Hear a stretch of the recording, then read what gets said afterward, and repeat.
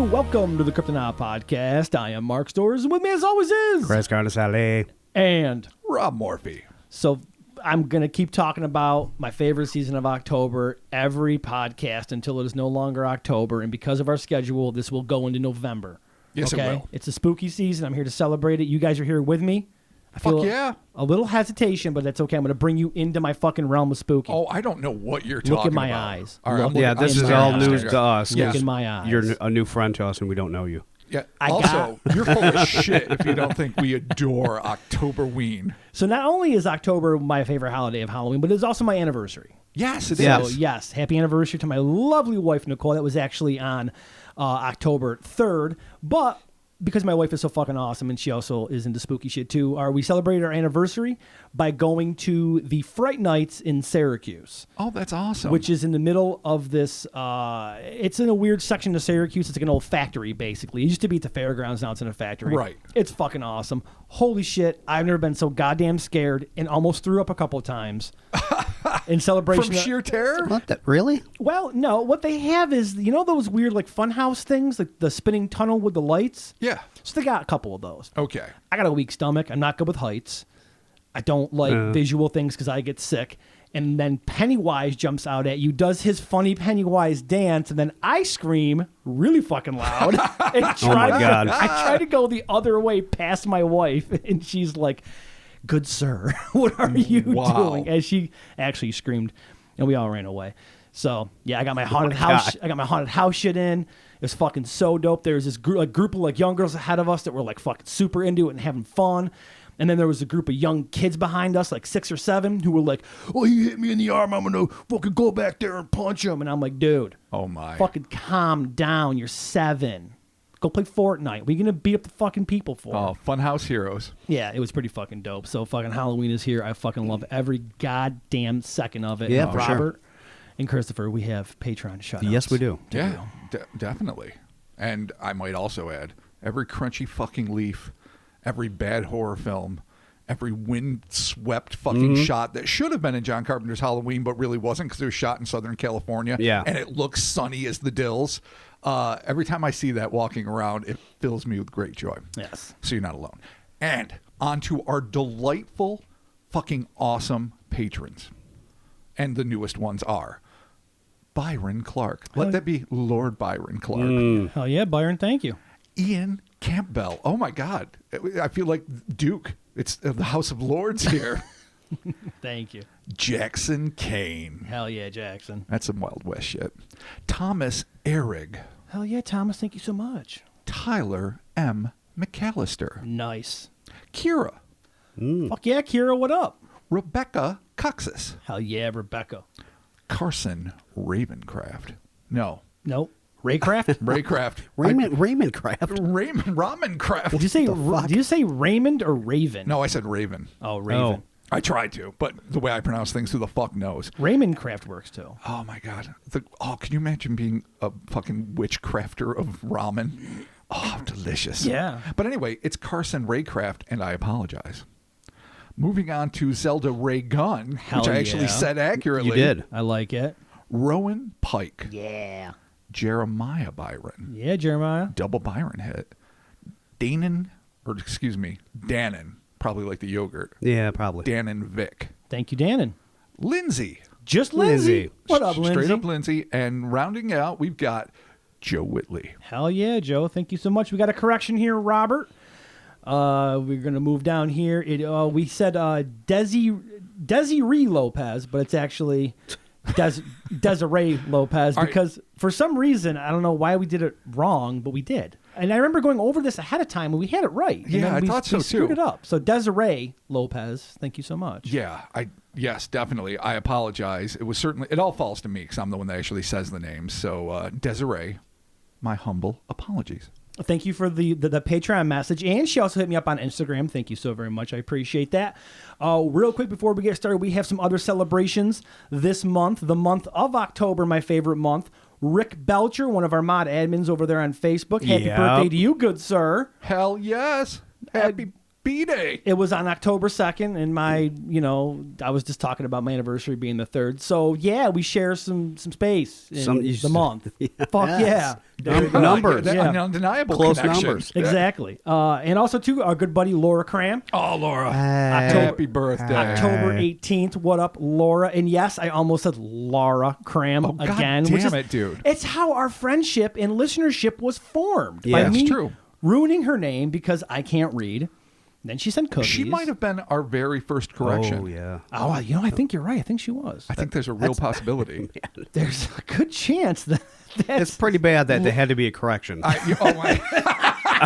You have all names. Jesus Christ. Look, it happens. Oh, all I right? can almost forgive my Desiree and a few others, but yeah, Laura, that's fucking shameful. Thank you for understanding, good friend Laura. I appreciate your understanding this. Anyway, moving on. This week we're talking about the Wee Devils of Barcelona. Oh, those wee little devils in Barcelona. I was gonna try to kick out my accent, but I just if I start it, I'm never gonna stop, and then Chris is gonna murder me. So anyway, let's get started with, in the early 1970s, a pair sharing a hotel room had a bizarre and terrifying encounter with a trio of inhuman entities, which some believe to be of diabolical origin and others insist are alien. And maybe the answer is something else entirely. We're bringing man. We're bringing hell or space with this one. Of course dude. we are. Yeah. It's our go-to. It's our gem. It's our diamond in the rough. No, it's our ace in the hole. That's what I'm looking for. Ace in the spades. It's our ace in the spades. I mean, wouldn't it be awesome if we actually had the domain hellerspace.com, and if you went there, it brought you to our merch store? Wouldn't that be amazing? Unfathomable. Oh my God, it's actually a thing. No. Yeah, it's I believable. just made it manifest with my own psychic powers. Yeah, and your internet skills and wallet. My ability to forward domains. Oh, there it is. Excellent. All right, Robert, let's do it. Indeed. Tales of nocturnal, seemingly supernatural sojourns have been with humankind since a time immemorial. But while paranormalists have grown accustomed to strange tales of shadowy apparitions, old hags, and alien greys, there are some encounters with unknown entities which defy established protocols to become the gold star batshit crazy events which are celebrated on the Cryptonaut podcast. Nice. Fundamentalists of all stripes have long claimed that our world is infested with insidious entities whose sole agenda is to tempt our minds, envenomate our hearts, and debauch our souls to the point where they are too corrupt to pass through the gates of heaven. So we're having fun. We're having fun. Man. Okay, cool. Cutting loose. Many consider these denizens of the darkest realm to be the products of superstition, myth, and folklore, but as too many of us know, whether they are skulking in the shadows of our bedrooms, hiding within the myriad folds of our cluttered closets, or lurking in the darkest corners of our oft rebellious and malignant thoughts, demons are all too real. In the May-June 2013 edition of the OVNI, UFO in Spanish, newsletter, and Portuguese too, I think, author and ufologist Margaret Ellen Fry recounted a truly bizarre encounter that occurred to her and an acquaintance while she was on a visit to Barcelona in 1970. Her marriage having ended, and the promises of social media, left swiping, and near anonymous romantic trysts nothing but a sci-fi writer's dream, Margaret settled for what was then the best method of making new friends and joined a pen pal club. You imagine Oh, that, my man? God. Back in the day, that's how you hooked up? Yeah, pen pals. There was no, Yeah, Yahoo Personals. Bars, work, blind dates, Yeah. pen pals, I Yep. guess. Could you imagine writing somebody all the time? It would be frustrating. Oh, I'm a prolific Yeah, letter because you're a writer. writer. Yeah, I'm not. And, Like, I've had, romantic liaisons internationally. So, yes, it's tough and it's frustrating, but it also really lets you get your poet off. You get your heart out there. And I'm a writer too, so it helps. But yes, there's a lot of shitty elements about long it's distance just relationships. Awful. And it just strikes me just how, if you didn't meet and marry somebody that probably lived within 20 miles of you, it was never going to happen. Like, you could be a world traveler and maybe you met somebody in Paris or whatever, but by and large, you were destined to live with and die with someone that maybe, hopefully, you loved, but only because of their geographic proximity. Yeah. Oh, yeah, no, 100%. I mean, Ah, the Dark Ages. Indeed. Margaret, who after experiencing a mass UFO sighting in London on July 17, 1955, I'm not sure how old she was at the time, would co-found the Welsh Fellowship of Independent Ufologists. So eventually, not at this point in her life, right, she uses this early UFO experience to really get her into ufological circles. Cool. So Margaret ended up corresponding with such luminaries as the chief designer of the Concorde, Pierre Costello. Oh. But it would be in the company of another pen pal, Francisco Ulander, that she would have her most alarming encounter with dark and unknown forces. It's always a Pierre. So it was a Pierre. In this case, it's a Francisco, though. Oh. Pierre's just incidental. He's just designing planes. Yeah. He doesn't really play into this. I was just dropping names that we all know and envy, like Pierre Costello. Yeah. In the spring of 1970, Margaret decided that rather than merely correspond with her international allies, she would actually travel and make some of their acquaintances. One such journey took her to Catalonia's stunning cosmopolitan capital city, Barcelona, which, as we all know, is an autonomous community on the coast of northeastern Spain. Now, what I didn't know, honestly, because I'm a fucking idiot, and I'm only going to digress on this for a brief second, is that Spain is made up of many different autonomous states that have self-governments and their own culture and economics. They're all considered Spaniards, and they're all under the umbrella of Spain. But there's I knew the Basque community and a few others, but I didn't realize that there's a few. I'm no expert on it. This was just me. This is all new. Doing a little research, of course. But I just always thought it was one unified country with maybe states or provinces or whatever. But apparently it's a bunch of autonomous countries that all they have their own flags, but they ride under the mantle of Spain. Cool. Yeah.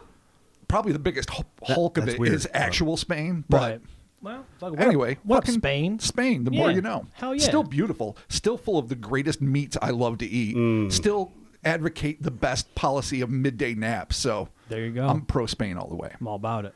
Ironically, it would be within the contemporary confines of this modern metropolis that Margaret would encounter entities said to be older than time itself. Since Margaret and Francisco had already established their ink-fueled friendship, it was decided that the Barcelona native would meet her at the airport. Francisco would serve as a tour guide while Margaret would help him improve his English. By the time her flight arrived at El Prat Airport, it was nearly midnight, and Francisco was there to pick her up and drive her the 10 miles to a hotel he had checked her into in the heart of Barcelona. The trip to the hotel was uneventful, and Francisco helped the exhausted Margaret heft her luggage up the 2 flights to her suite. The room was spacious, with 2 beds separated by a bedside bureau, a wash basin wedged in the corner, and a gorgeous floor-to-ceiling plate glass patio window. Margaret was grateful for all of her new friend's help and bid him a good eve, but, not surprisingly, Francisco had other ideas. He told her that he planned to spend the night. Oh, boy. Well, let's see what happens. Le douche. Okay. Margaret was understandably infuriated about this would-be Lothario's audacity, but Francisco pleaded with her, claiming that if he drove home he wouldn't arrive until 3 a.m. and that he might wake his parents. He swore to her that his intentions were nothing but noble and that he would not so much as lay a hand on her. Oh, boy. All right, well...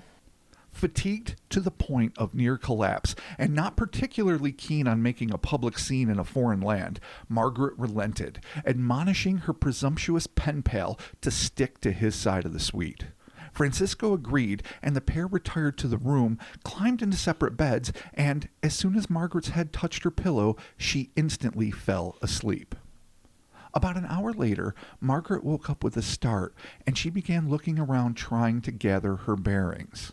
Moonlight streamed through the open curtains of the patio windows, illuminating the unfamiliar room, and that's when her eyes caught sight of something she would never forget. Margaret described the scene in her OVNI report, writing, quote, "There, in the corner by the wash basin, sat 3 little devils with horns."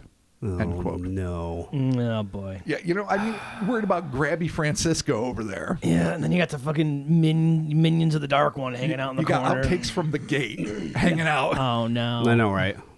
The stunned Margaret stared in what must have been disbelief, but as her eyes adjusted to the darkness, even more unnerving details revealed themselves. According to Margaret, the trio of Mephistophelian monstrosities were huddled together in a tight circle, heads bowed, engaged in what seemed to be an esoteric, almost meditative ritual, wherein the creatures had one hand gripping the shoulder, of the demonic entity next to them, as they used their free hand to almost completely cover their large, partially closed eyes. It's like a weird What, demonic. doing like the can? Yeah. It's like a weird huddle. It's a huddle, like it's a triangular demon huddle. One, I assume maybe your left hand on the shoulder, right hand partially covering your eyes. If we were close enough, we could do this right now. We could totally do it. It would be an awful podcast, but we could do it. It would be an awful podcast, and we might invoke some things we don't want to. Oh yeah. So the demonic can, as Chris said. Oh, there it is. Thus named. Margaret was unable to stifle the shriek of terror building within her. And at the sound, Francisco sat bolt upright in bed. The scream triggered an immediate reaction, and without warning, the beds began violently shaking and, against all expectations, streaking back and forth, slamming against walls and furniture like a pair of diabolically powered bumper cars. Oh no! No, This guy is so regretting not going exorcist. home. Yeah, it's like, I could have whacked off. I could have been mom and dad are in the other room. I could have eaten some leftovers, crashed out. Here I am. Yeah, there you go. The All fuck? right, well, Devils. Every time. Nice. bumper cars with the bed. Margaret clung to the mattress for dear life, convinced that at any moment she, Francisco, or both might be hurtled through the plate glass windows to their doom. All the while, the three devils remained motionless near the basin, apparently telepathically controlling the erratic courses taken by the beds. What the fuck? All right. In the melee, Margaret managed to jump from her bed onto Francisco's. Fucking crazy. And screamed for him to turn on the lights, a task made all but impossible by the staggering speed of the bumper beds. In time, Francisco nailed his chance, lunging for a lamp as it streaked by, snagging the chain and filling the room with its electrified brilliance. In an instant, the horned devils disappeared, and the skewed bed froze. Did the sudden appearance of the light send these diabolical denizens hurtling back to the grate below, or did these electricity-fueled filaments send them scuttling into the shadows, or merely make them invisible to the human eye? These were just some of the questions that would haunt the eyewitnesses. As soon as the beds came to a stop, Francisco and Margaret streaked from the room and sprinted down to the lobby, where they spent the few remaining hours of darkness resting in the lounge chairs. The panic-stricken Francisco begged Margaret's forgiveness, convinced that his lustful thoughts had conjured the little demons into existence. Oh, man. Hyper-Catholic culture. I mean, it makes sense. He's thinking about like, I thought I'd stay the night. Don't want to wake up Mom. I'm just crashing out. Maybe one thing will lead to another. A little back rub turns into a foot rub, turns into regret. Who the fuck knows? Yeah. Whatever he's fantasizing. I don't know what he's fantasizing. Right. Margaret's only like, fuck this guy. I need some sleep. Yep. Fuck this. And he's convinced that his boner-inducing fantasies was like a fucking radar call to the demons, like a beacon in the night. They sensed it. I mean, they just sensed the ill-advised boner. I can say this: I can if see demons really do come whenever you're feeling lustful, then I need an exterminator immediately. Because I've never seen them. We're all infested. I've never seen one. Like, why would they just show up just for fucking him? Right now. Well, who knows? Huh? Okay. Who knows why they manifested? If boner equals three devils, I mean, there's thousands. There's literally fucking thousands. We each have hundreds of thousands, if not millions, apiece. I mean, that's a lot to deal with at once. I mean, especially if it's every dirty thought and not just a boner. Jesus Christ. Yeah, we're all, that's true. Oh, my God. We're all infested. Jesus. All right, well. As they discussed what had happened, both Margaret and Francisco were convinced that the wee devils had caused the beds to move. We honestly don't know if there's a correlation. It only makes sense, but I mean, I can see why they would think that. Totally. You don't often see the meditating devils, and your beds almost never move. Yeah. It's an easy math equation. Therefore, though it might not be accurate. True. But anyway, they were convinced of it, understandably. But were unsure as to why. Were these things trying to hurt them, or was it merely to serve as a distraction so they could make their escape? And if so, why did they not leave until the lights came on? So again, Yeah. she and when she wrote her recollections for the UFO newsletter, she's clearly still wrestling with these thoughts years later, and so that's how I'm presenting them. Just because Yeah, totally. these are the things that would haunt you. It all makes me really. I don't. It doesn't make me think it's 100% authentic because of it, but it lends credibility in my estimation. For sure. They talked into the night. It's unknown if the night clerk inquired as to why they were bunked in the lobby rather than the room, or what, if anything, the pair had told him if he did. But what can be assumed is that neither one of them slept so much as a wink. That morning, Margaret left the establishment post-haste and managed to book a room at the WMCA, which is not the same as the YWCA. I'm not even sure what it really means because I couldn't find it on the internet, but it's an establishment somewhere else she could stay. Okay. Meanwhile, Francisco, having apparently been terrified out of his caddish ways, fulfilled his promise to be her tour guide, behaving at all times like a total gentleman. No more felonious dick for him. No. We see where that leads. You get three Vengeful brouhahas. 3 devils in a shaken bed, and you can change your fucking tune real quick. Well, I mean, he claimed to never not do that, and then but he hasn't. So I mean, so as far as the story goes, he's been fine, really. Yeah, no, he didn't do anything. Yeah, that's right. Right. Yeah. So it's sort of like, I mean, we were raised Catholic. We've discussed this many times. And Mark is a new accidental convert, intentional but not giving a fuck. The idea of thought sins, thought crimes, if you will, to bring it into a Minority Report place, is prevalent within Catholicism, and it's absurd. Like, I mean, again, every time you think of fucking punching someone or making out with somebody or whatever, yeah, no, that's the deal. It's as sinful as committing the act, and that's as idiotic as that is to a logical mind. For someone who's deeply faithful, as I'm assuming Francisco is, because he just jumped to this conclusion, he must have assumed that his thoughts translated into a diabolical visitation. Yeah. I don't know how old he is. I don't know anything about Francisco. I don't know what his state was, like if he was a well-known ladies' man in Barcelona. Yeah, or like who really fucking knows? You know, a 17-year-old virgin that made a pen pal and he's just hoping beyond hope. Who the fuck knows? But also Catholicism. But also being Catholicism. Grown up in it does make you think you've done things that you haven't done.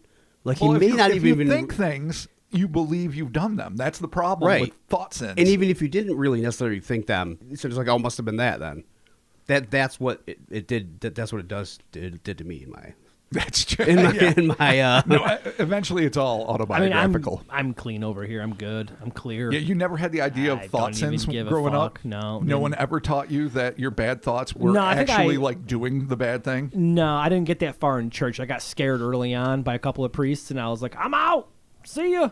Yeah, well, I mean, I didn't have a choice. Yeah, no, I had.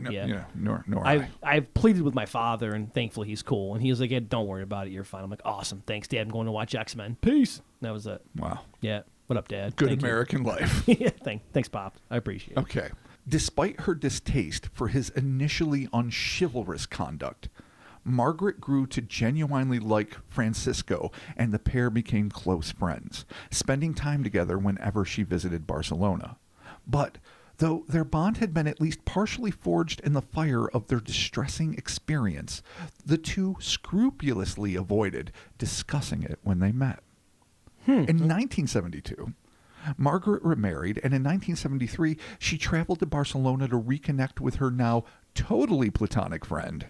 In the 3 years that had transpired since their demonic ordeal, Margaret had begun to convince herself that the experience must have been an acutely violent dream brought on by stress and exhaustion. Maybe there were no devils at all, except those that already lurked in her mind. During the lunch, the future author broached the subject, asking Francisco what he recalled about the evening in question. Her friend visibly tensed as the horrors of that terrible night reclaimed his consciousness. In a presumably shaky voice, he whispered, quote, "Don't mention that again. Please, please. It was the most horrible, horrible experience of my life." End quote.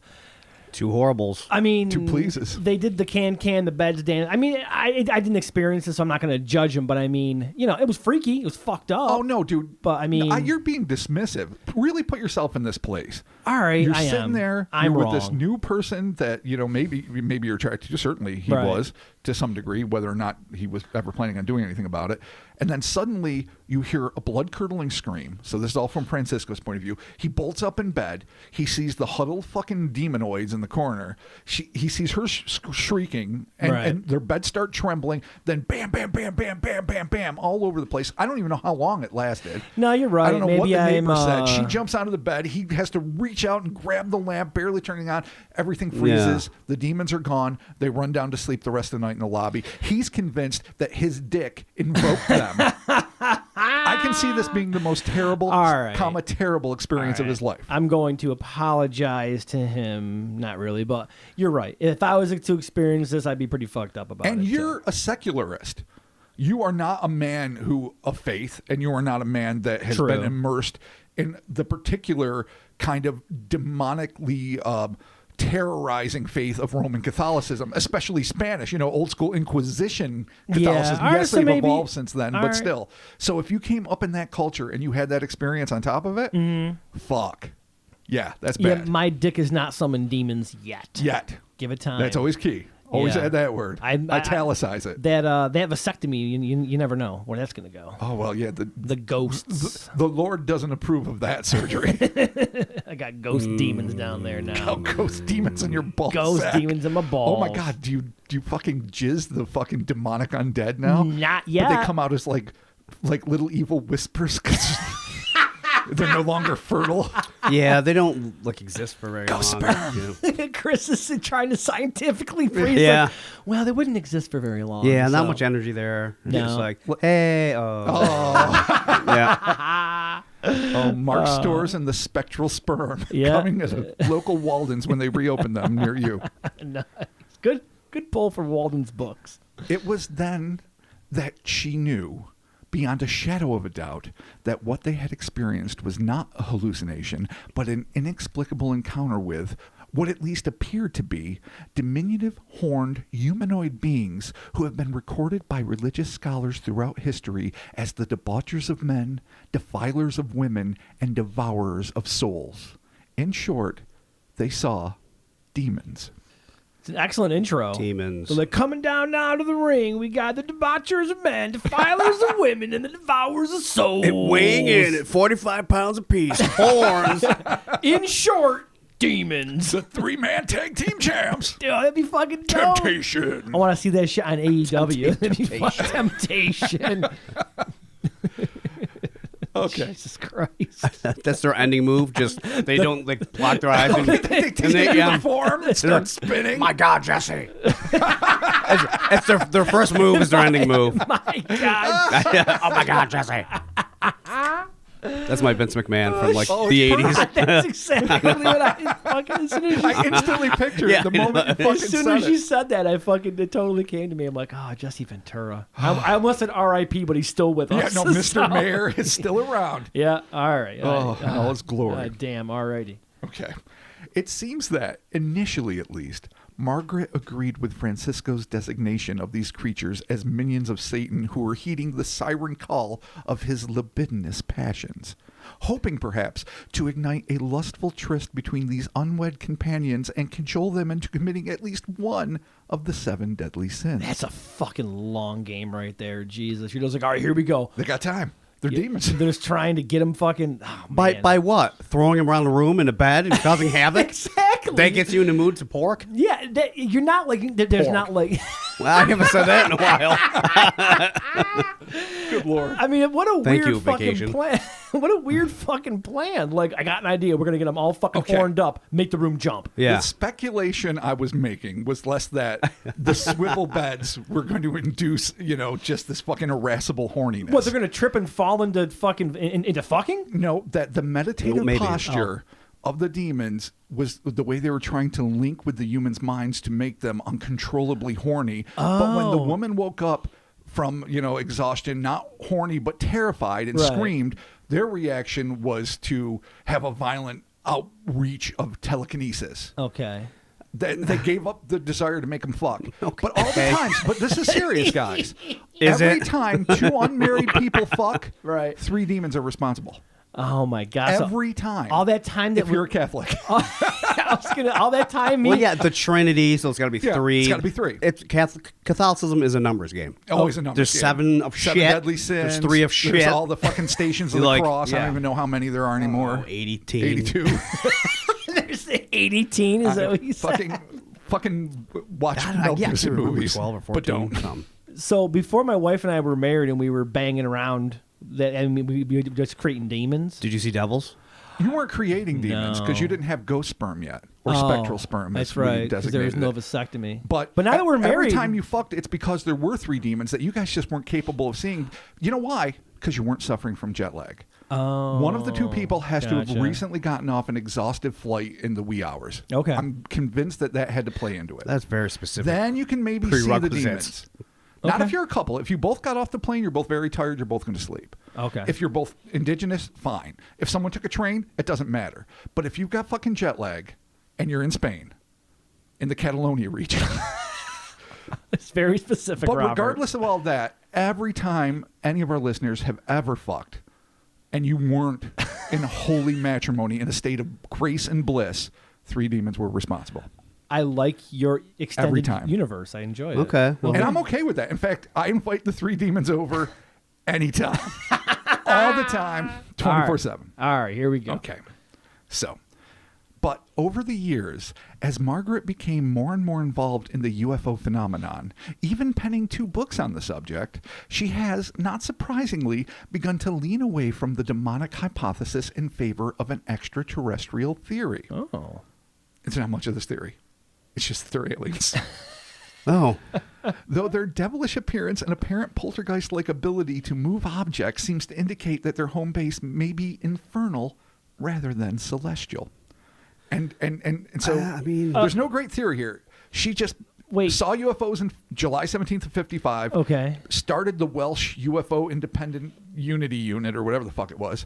Wrote 2 books about UFOs and then began thinking, maybe they were aliens. Act like demons. Yeah, I was like, wow, that was like a quick. I'll be fucked if they weren't aliens. So like they're aliens from hell?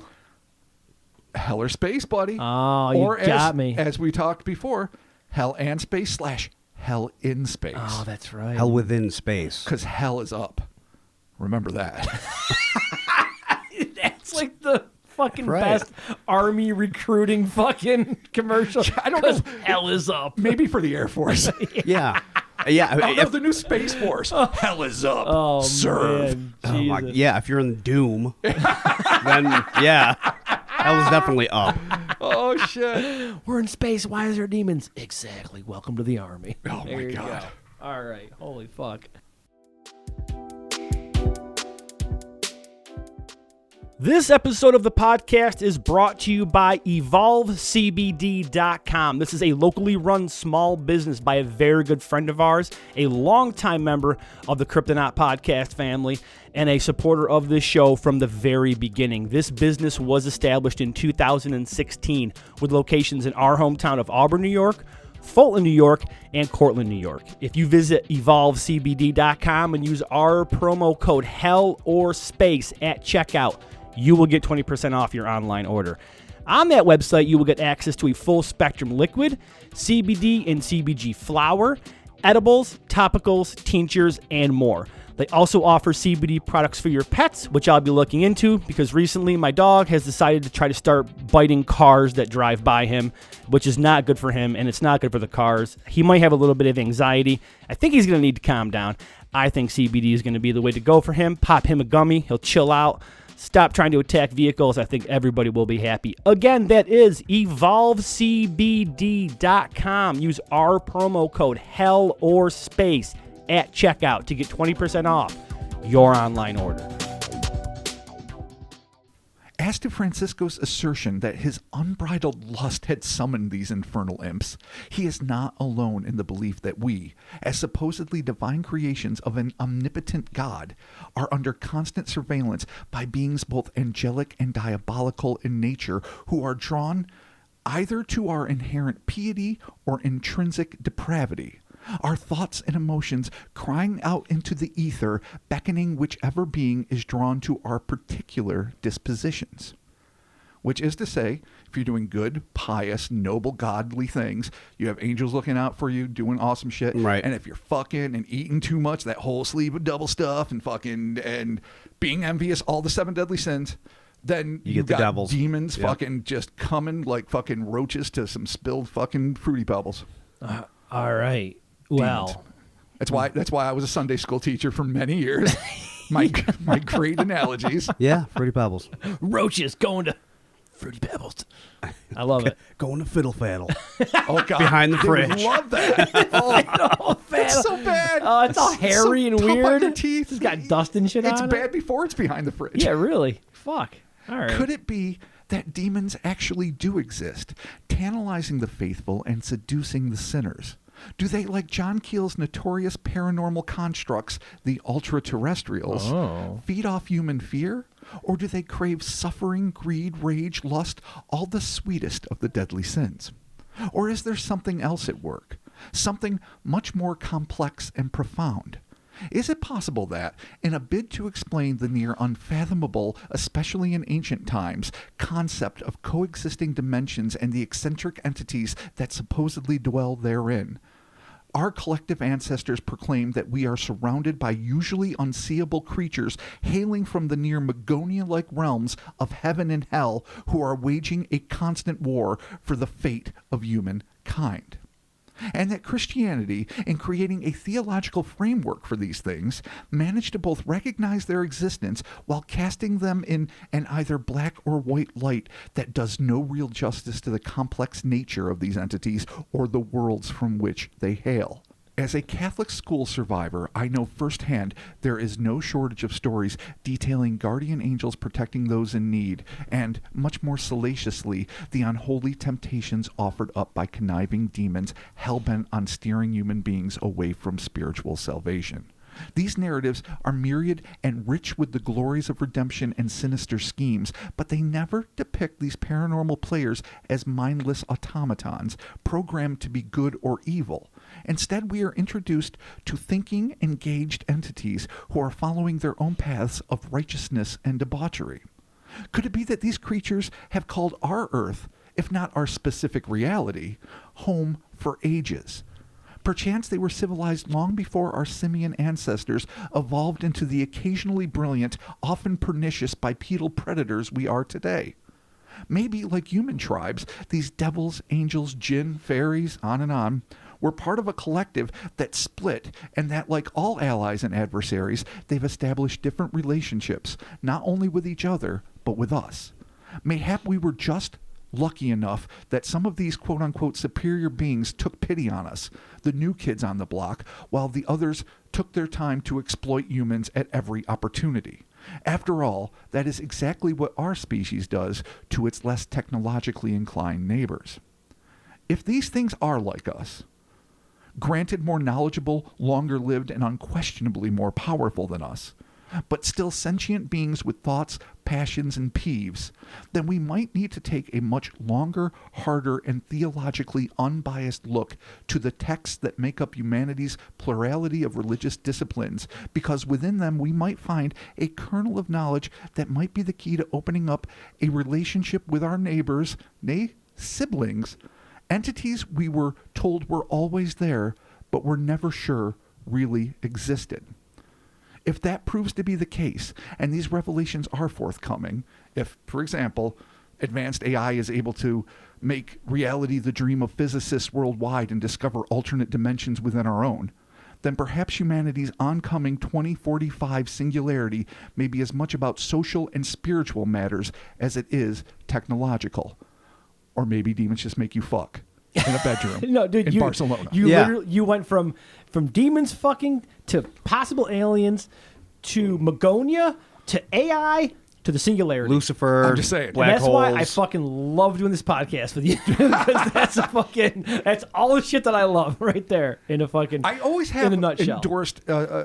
I mean, I don't love ultra-terrestrial concepts. Right. I don't like putting everything under one blanket, but I do endorse the idea that things that our ancestors, we all do, I think all intelligent people do, interpreted as paranormal or supernatural, really have a scientific basis, even if it's way different than what they were assuming. Right. Now, in this case, I'm actually running a little more parallel to supernatural beliefs in that I do think maybe our ancestors had experiences with agents that they thought were either diabolical because they did evil shit, or maybe just looked scary, or angelic because they happen to be pretty or Nordic-like or whatever. Right. And that they might be coexisting and being able to, traverse the dimensional veil or whatever.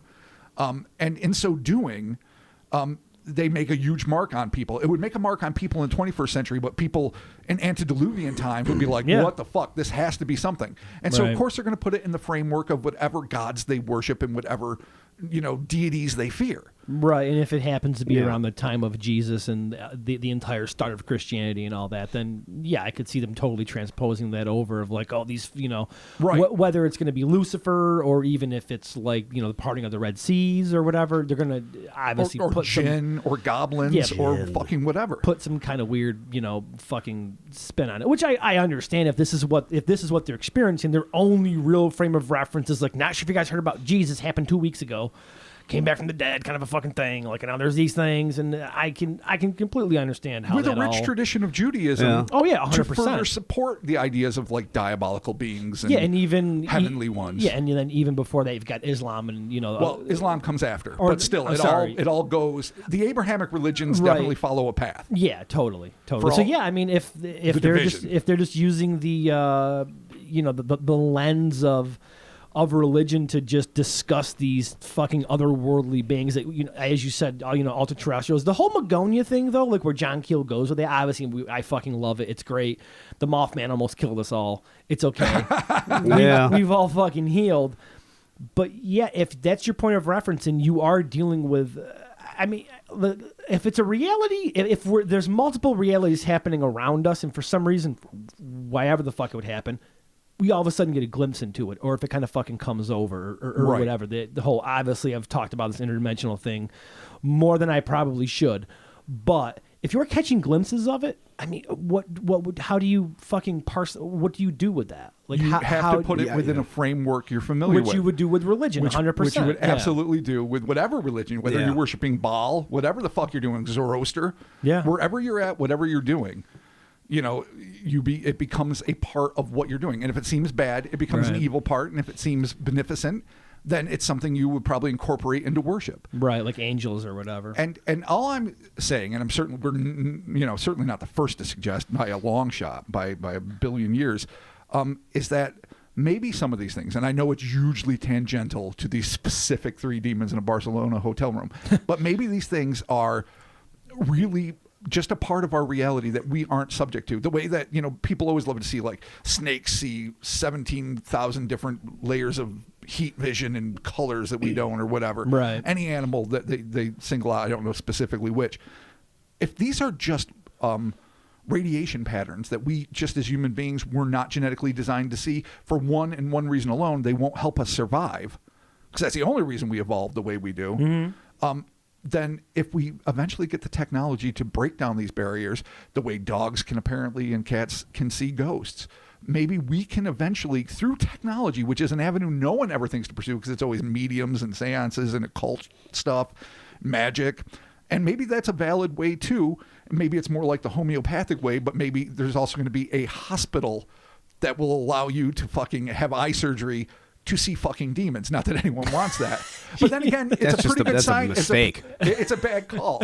Yeah. But it'll be pretty good to see three demons when you go to bed. You're like, oh, I'm going to fuck tonight. That's awesome. Shit. Mark's going to get some. Wow, wow. Here But we yeah, go. I don't want the From Beyond glasses either, Yeah, where I get no. to see like the floating No.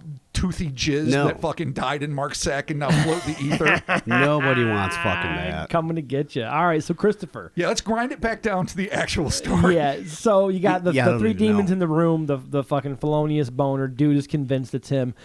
Bed shakes, things happen. Real quick, if that's in your hotel room, wouldn't you get a hold of the fucking manager, the front end desk person? Like, yo, we got a problem up in room fucking 237 or whatever. Like, this shit's fucked. Yeah, there's no really aftermath. It's like there's not like they find like the maid. Yeah, the like, next day, the bed's all fucked up, and it's not from us fucking. It's from demons doing shit. Yeah, and wouldn't no doubt. anybody hear beds clashing together? Neighbors would definitely have complained. 100%, dude. Every time I'm in a hotel room and you hear something, like if you hear something from the other room, you're just like, oh fuck, and you just you can hear It's shit the worst. going on. Yeah, and that's just like pound banging. Yeah, exactly. Not like beds being thrown and scraped and fucking. Well, you assume someone's getting murdered, pretty much. Yeah, basically. So yeah, let's again Pound banging. Pound banging. Let's scale this all down. If they did approach a manager, the night clerk, whoever, we don't know. At least I don't know because I wasn't able to find any evidence of that. But if they did, were they believed? Did they assume that they damaged the room? Were they held responsible? Did they try to get a refund? More importantly, and this is the one thing that you'd think Margaret, maybe in 1970, she just was looking to fucking travel the world and wasn't looking to get deep into weird shit, that she'd eventually dedicate her life to. Right. Maybe she didn't ask if there was a history of something in that room, but maybe there is. Maybe these three devils, it's not like, maybe they're just not there to elicit lust or whatever, Francisco. Maybe there's really some dark and arcane shit that happened in that room in that hotel. Some Aleister Crowley stayed here, fucking bullshit. And these things were invoked, and they're there. And they're just and they part just of the do room what now? they do. Yeah. And if they're acknowledged, they react violently. Yeah. Right. Well, I mean, it could be the whole building for that matter. Sure. I mean, that goes like Ghostbusters as fuck. Look like where a the special bodies. structure. Oh, Where's there's always the bodies. Right on. But yeah, They it could didn't be move the it could be the whole fucking thing. I mean, you might be able to look now into the hotel and just be like, is there any reports in the hotel? That'd be great Even if they near mentioned the name of the whole fucking hotel, which they don't. Well, it's in Barcelona. Yeah. Which is a pretty big tourist town. It's in Barcelona. It's in the center of it, and it was there in 1970. So we have those clues. I mean, there's got to The only heart be of the like, city. like what, 2 possibilities, right? Yeah. Yeah, Max. totally. In the center of Barcelona, 2 hotels max. That's it. Maximum. I mean, who knows though? Back then, I mean, you could probably track it down. It probably isn't as hard as you think it is. Well, I was too busy worrying about interdimensional fucking AI space demons to fucking actually do the legwork, Chris. So thanks for calling me the fuck out on our own podcast. You do the meta. I'll do the actual science. Okay, good.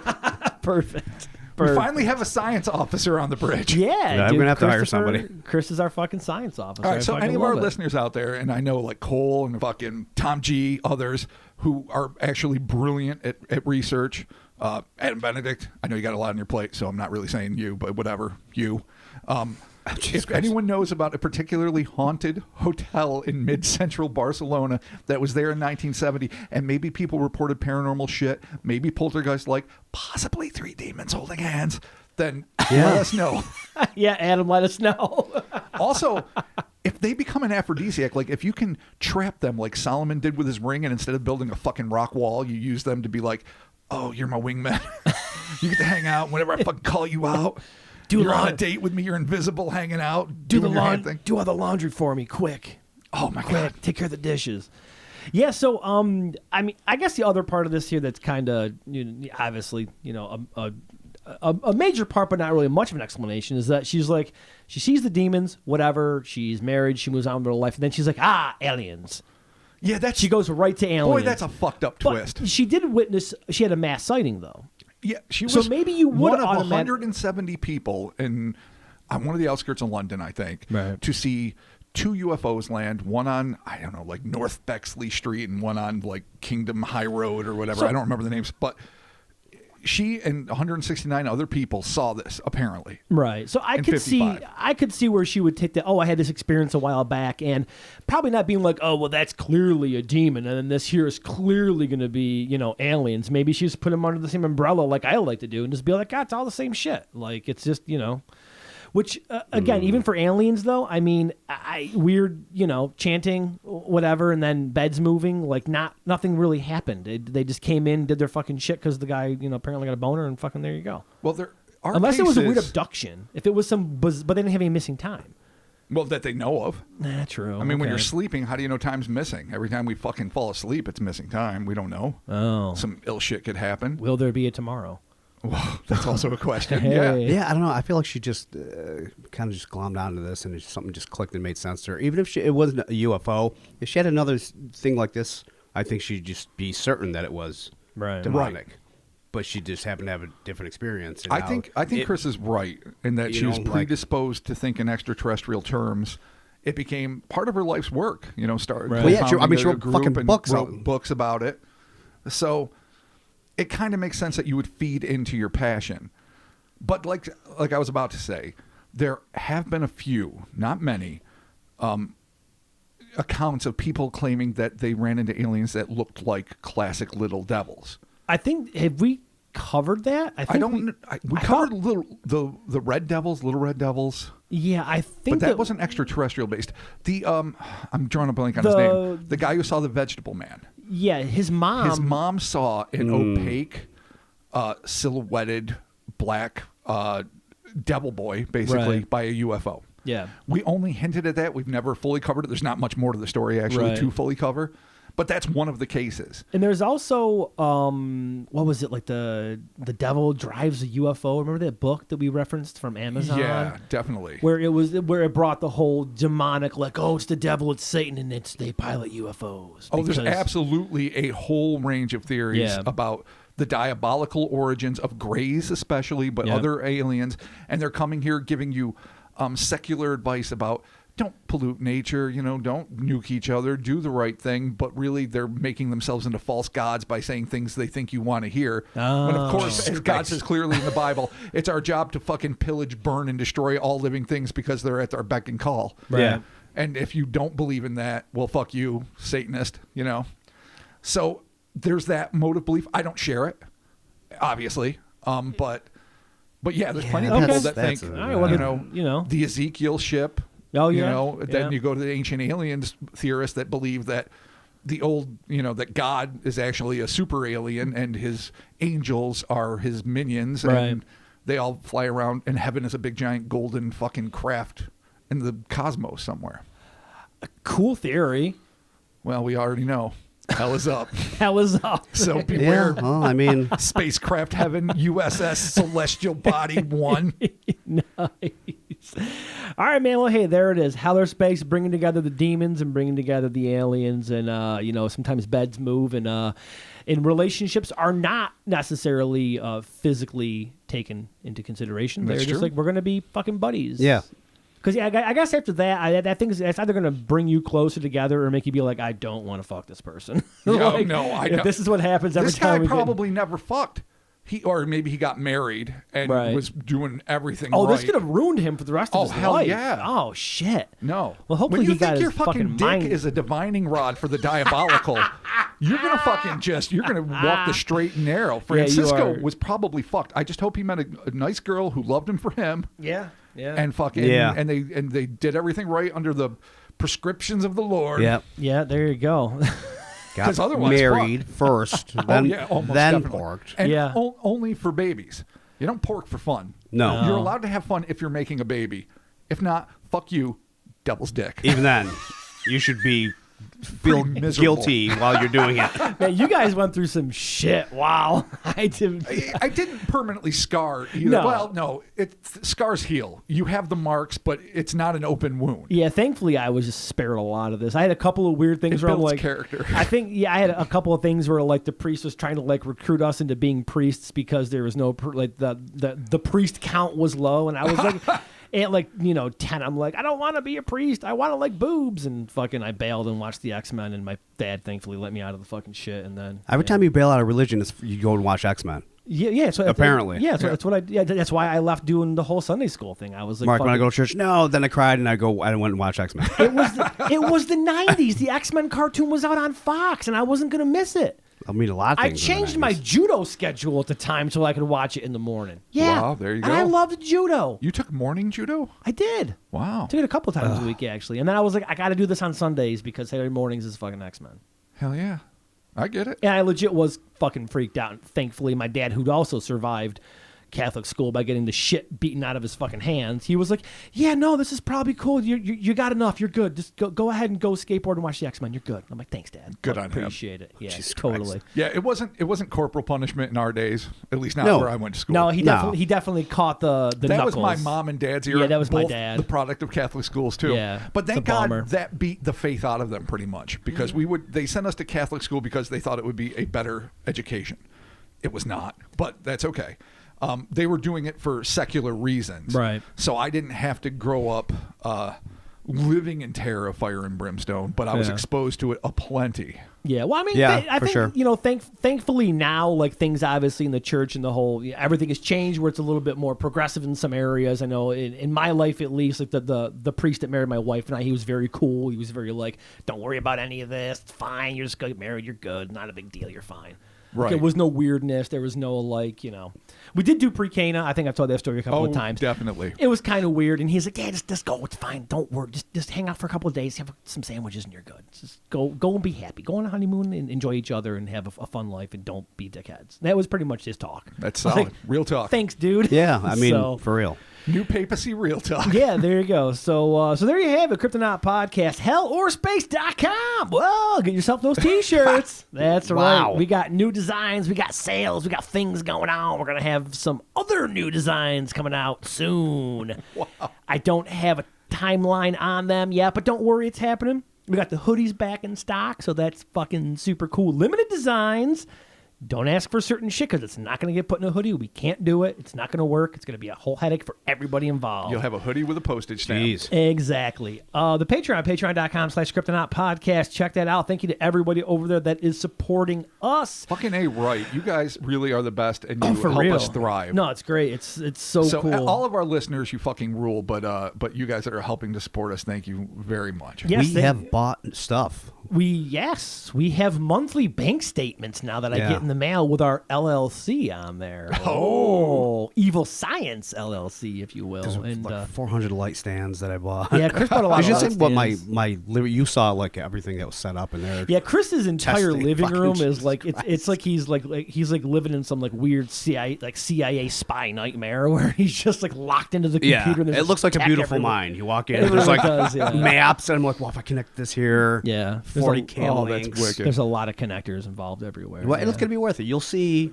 at some point when we get this rolling Everything. Listen, everything with us. the is fruits of Yes, our labor. everything with us is a motion. It's a slow and steady That's true. motion that we just eventually get there. And The it works. tortoises of the paranormal.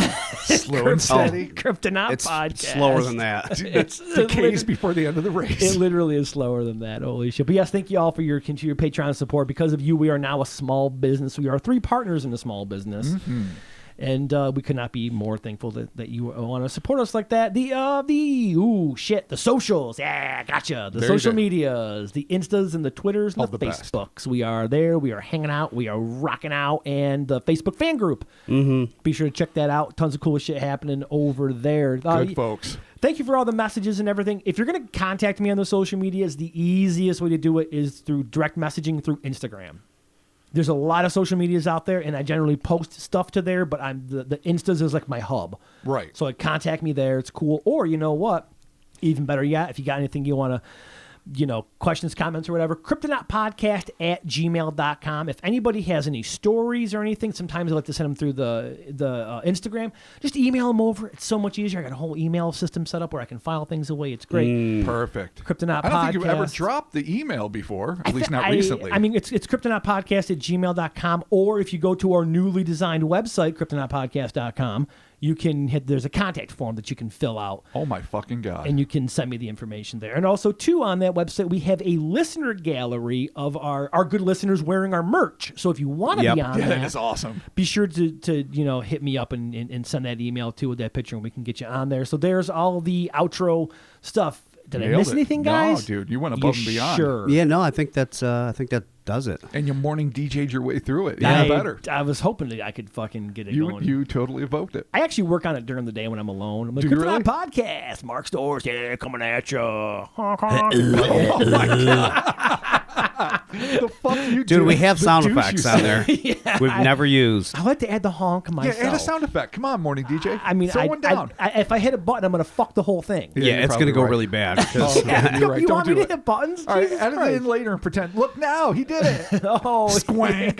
Yes. Skablor. My favorite one. Oh, jeez. we suck. Oh, Yeah, there no, you we have do. it. Thank you all so very much, and we'll be talking to you soon. Goodbye. Bye.